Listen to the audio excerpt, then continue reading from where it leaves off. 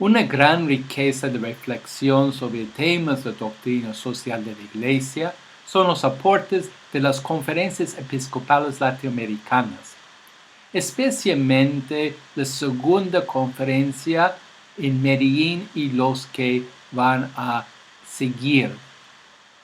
En 1968 se realiza en Medellín, Colombia, esta segunda conferencia del episcopado latinoamericana.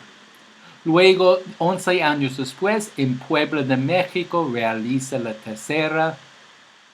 Y en 1992, para marcar el 5º centenario de la evangelización, se realiza en Santo Domingo la 4ª conferencia episcopal. Y finalmente el último ha sido realizado en Aparecida, Brasil, en 2007. En este video vamos a enfocar sobre Medellín y Puebla y sus aportes a la doctrina social de la Iglesia. El Papa Pablo VI hizo la primera visita de un Papa a América Latina en 1968 para abrir esta conferencia en la ciudad primero de Bogotá y luego se trasladó para todas sus sesiones de trabajo al Seminario Mayor de la ciudad de Medellín, Colombia. Por eso lleva el nombre del documento de Medellín.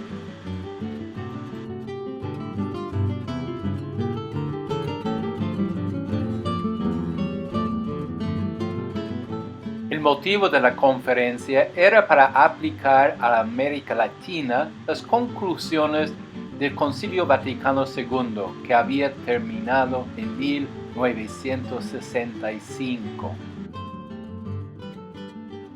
El documento dice en su introducción: percibimos aquí los prenuncios de la dolorosa gestación de una nueva civilización. No podemos dejar de interpretar este gigantesco esfuerzo por una rápida transformación y desarrollo como un evidente signo del Espíritu que conduce la historia de los hombres y de los pueblos hacia su vocación.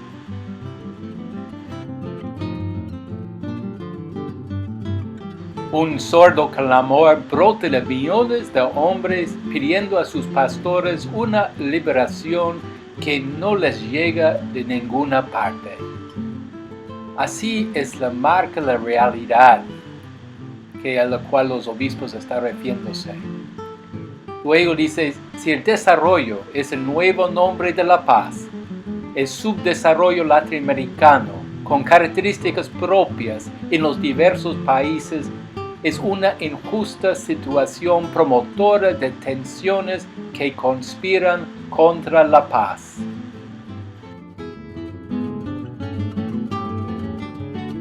El documento habla de la visión cristiana de la paz, diciendo que la paz es ante todo obra de justicia. Luego, la paz, en segundo lugar, es un quehacer permanente y la paz es finalmente fruto del amor. La metodología. Se usa un esquema de reflexión que utilizó el Papa Juan XXIII en Mater Magistra, es decir, ver, juzgar y actuar. Cada uno de los documentos incluidos en la colección de documentos que es Medellín usa esta misma metodología. Primero, leer los signos de los tiempos. Esto significa una concientización para ver con ojos abiertos la realidad. La necesidad de una formación de una conciencia es indispensable para poder entender la realidad. Dice: deseamos afirmar que es indispensable la formación de la conciencia social y la percepción realista de los problemas de la comunidad y las estructuras sociales. Debemos despertar la conciencia social y hábitos comunitarios en todos los medios y grupos profesionales. Luego, la importancia de la Biblia en juzgar la realidad y formarnos como cristianos es repetida varias veces en el documento. Luego, cada uno de los 16 documentos de Medellín termina con sugerencias pastorales concretos. Ahora vamos a ver algunos de los principios iluminadores, los hilos conductores, se puede decir, de este documento de Medellín. Uno, el desarrollo integral y promoción humana, que lo considera como pasando de condiciones de vida menos humanas a condiciones de vida más humanas. La liberación integral de todo lo que oprime al hombre. Estas frases son usadas desde el aporte de Pablo VI. También el documento habla de la violencia institucionalizada o pecado social, podemos llamarlo. La miseria es una injusticia que clama al cielo, por lo tanto es pecado. Y la liberación de la pobreza es parte de la misión de la Iglesia. Jesús es liberador del pecado, hambre y opresión, dice el documento. Textualmente podemos escuchar sus palabras válidas hasta hoy. Es el mismo Dios quien, en la plenitud de los tiempos, envía a su Hijo para que, hecho carne, vengan a liberar a todos los hombres de todas las esclavitudes a que los tiene sujetos el pecado, la ignorancia, el hambre, la miseria y la opresión. En una palabra, la injusticia y el odio que tiene su origen en el egoísmo humano. Esta situación de injusticia lo llama violencia institucionalizada. Dice el texto: si el cristiano crea en la fecundidad de la paz para llegar a la justicia, cree también que la justicia es una condición ineludible para la paz. No deja de ver que América Latina se encuentra en muchas partes en una situación de injusticia que puede llamarse de violencia institucionalizada, cuando, por defecto de las estructuras de la empresa industrial o agrícola, de la economía nacional e internacional, de la vida cultural y política, poblaciones enteras falten de lo necesario. No hay que abusar de la paciencia de un pueblo que soporta durante años una condición que difícilmente aceptarían quienes tienen una mayor conciencia de los derechos humanos. Esto nos lleva a la necesidad de un cambio de mentalidad para buscar la participación de los laicos en el desarrollo social en la vida interna de la Iglesia. No tendremos un continente nuevo sin nuevas y renovadas estructuras. Sobre todo, no habrá continente nuevo sin hombres nuevos, que a la luz del Evangelio sepan ser verdaderamente libres y responsables. Este cambio de mentalidad para fomentar nuevas estructuras depende también de un pastoral de conjunto, es decir, un pastoral planificado, que exige de tiempo y recursos para una evangelización más eficaz en el mundo. Una acción pastoral planificada exige, primero, estudio de la realidad del ambiente con la colaboración de personas especializadas. 2. Una reflexión teológica sobre la realidad detectada. 3. Un censo y ordenamiento de los elementos humanos disponibles y de los materiales de trabajo. 4. Determinación de las prioridades de acción. 5. Elaboración de un plan de acción. Y al final, una evaluación periódica de las realizaciones. Todo esto es planificar, y planificar es lo que ayudará a llevarnos a ser personas más conscientes y más comprometidos, según el documento.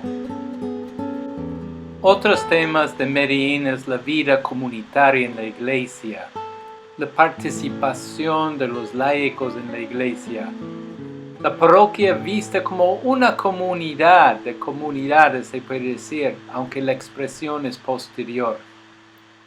Y también la identidad latinoamericana, con una reflexión sobre la religiosidad popular.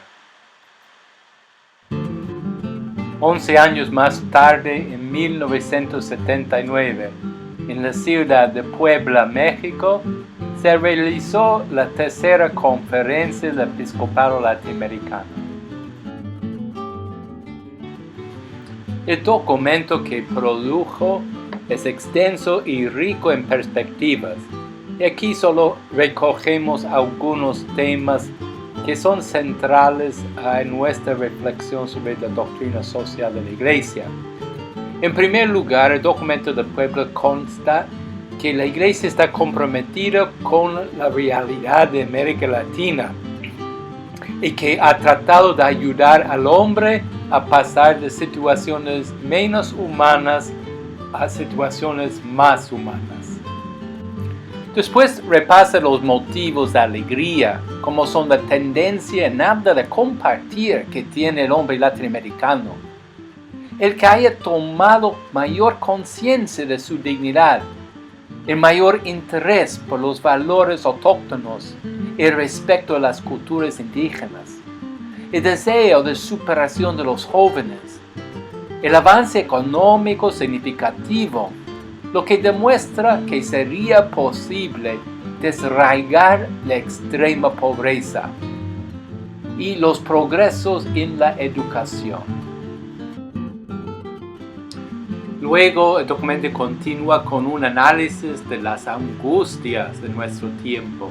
Aquí Puebla denuncia con gran claridad no solo la situación, sino también sus causas, que no son fruto de la casualidad, sino producidas por unas estructuras injustas que traen sus consecuencias.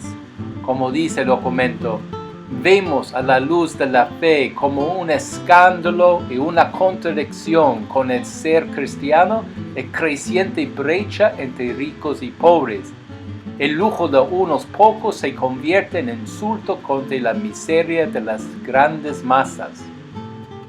O comprometamos, pues, como el más devastador y humillante flagelio la situación de inhumana pobreza en que viven millones de latinoamericanos, expresada por ejemplo en mortalidad infantil, falta de vivienda adecuada, problemas de salud, salarios de hambre, desempleo y subempleo, desnutrición, inestabilidad laboral, migraciones masivas, forzadas y desamparadas. O también otro texto. A analizar más al fondo esta situación, descubrimos que esta pobreza no es una etapa casual, sino el producto de situaciones y estructuras económicas, sociales y políticas, aunque haya también otras causas de la miseria. Y otro texto. Por encontrarse impregnados no de un auténtico humanismo, sino de materialismo, producen a nivel internacional ricos cada vez más ricos a costo de pobres cada vez más pobres. Otro tema es la violación de los derechos humanos. No solo ya se refieren a la falta de vida, salud, educación, vivienda, trabajo, derechos humanos llamados los derechos sociales, sino que denuncian con fuerza también la violación de los derechos políticos. Como dice, a esto se sumen las angustias surgidas por los abusos de poder, típicos de los regímenes de fuerza. Angustias por la represión sistemática o selectiva, por la desaparición de sus seres queridos, inseguridad por detenciones sin órdenes judiciales, angustias también por la violencia de la guerrilla, del terrorismo, de los secuestros, falta de respeto a la dignidad de la persona que se expresa en la ausencia de participación social a diversos niveles, la economía del mercado libre que ha acrecentado la distancia entre ricos y pobres, las ideologías marxistas que han sacrificado muchos valores cristianos, las ideologías de la seguridad nacional que han contribuido a fortalecer el carácter totalitario y autoritario de los regímenes de fuerza.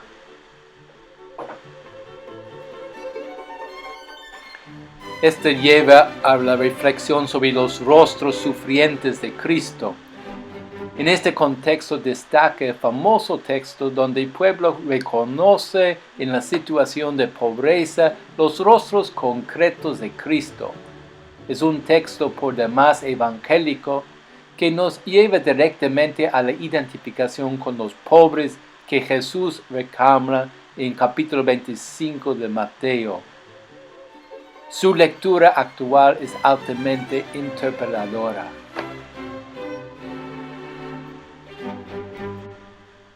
Luego el documento hace un análisis sobre los contenidos de la evangelización.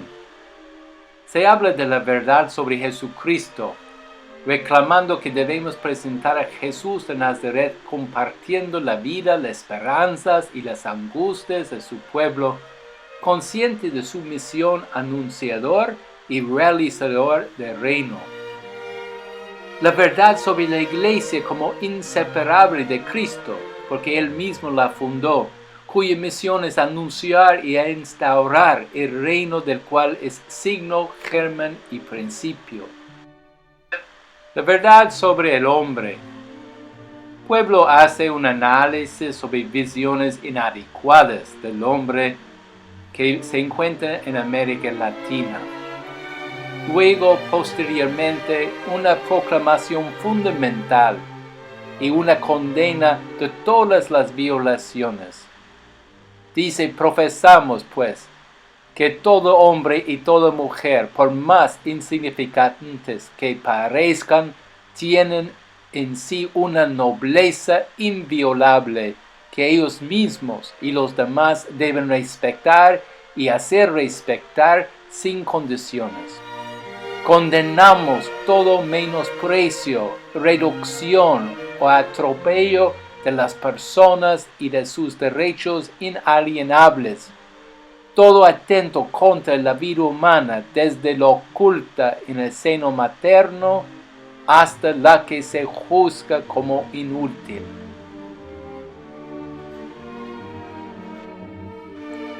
Luego la pregunta, ¿qué es evangelizar? ¿Cómo evangelizar? Después de establecer los criterios de la dimensión universal de la evangelización, el pueblo responde a los principales interrogantes que presenta la evangelización en el marco actual de América Latina. Recurre los temas de evangelización y cultura, evangelización y religiosidad popular, evangelización y liberación y promoción humana, evangelización, ideologías y política.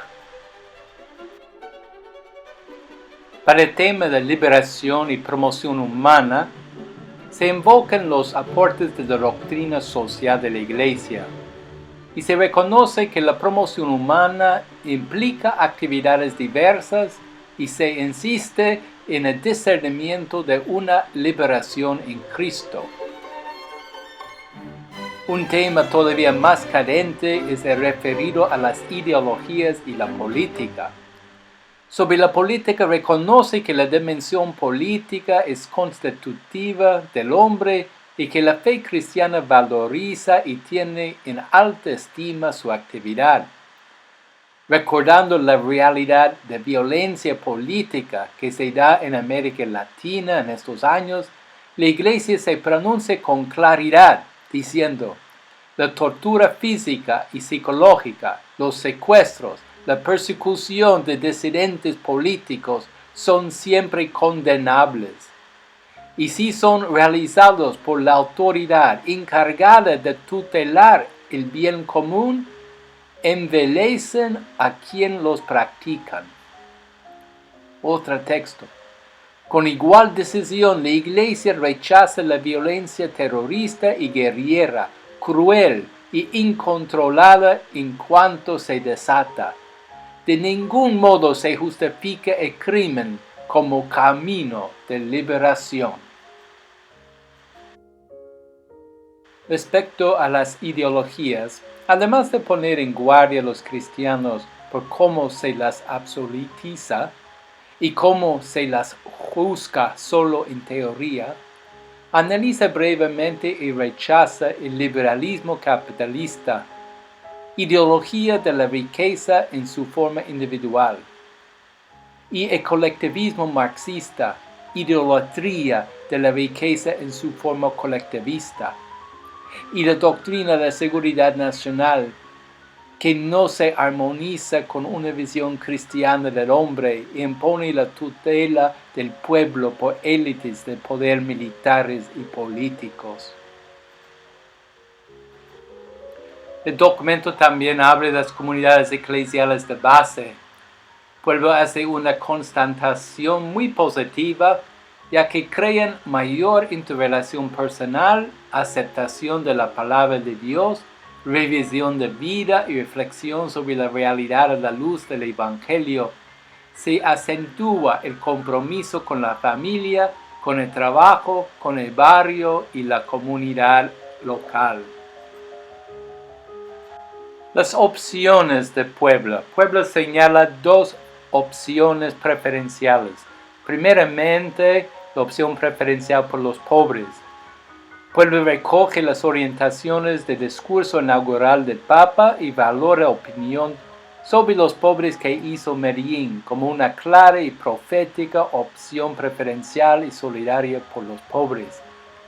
Reconoce que la situación de pobreza, aún de miseria de las grandes mayorías, no solo persiste, sino que se ha agravado y quiere hacer un balance de lo que la Iglesia ha hecho o dejado de hacer por los pobres, en orden a buscar nuevas pistas de actuación.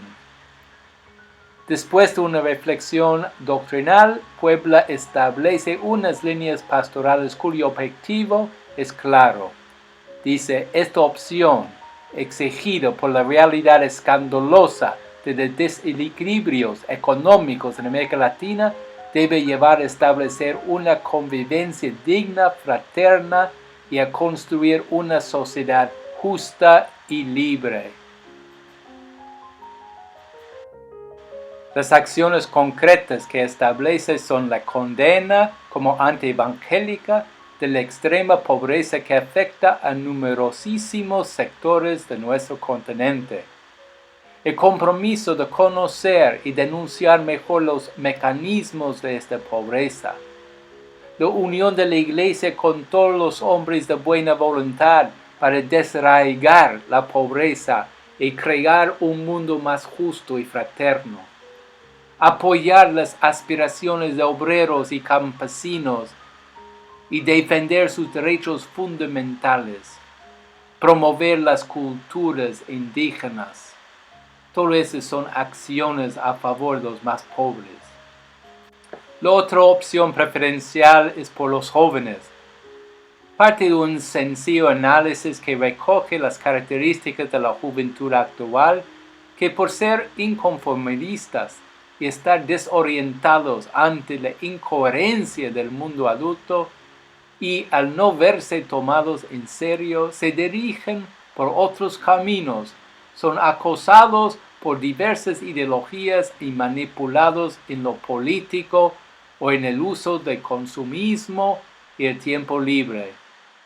La relación a la Iglesia con los jóvenes en el sentido de que la Iglesia ve en los jóvenes una auténtica fuerza renovadora y asimismo los jóvenes encuentran en la Iglesia espacios de libertad y compromiso. Aquí terminamos este recorrido del documento de Puebla realizado en México tierra de la Virgen de Guadalupe, Reina de América.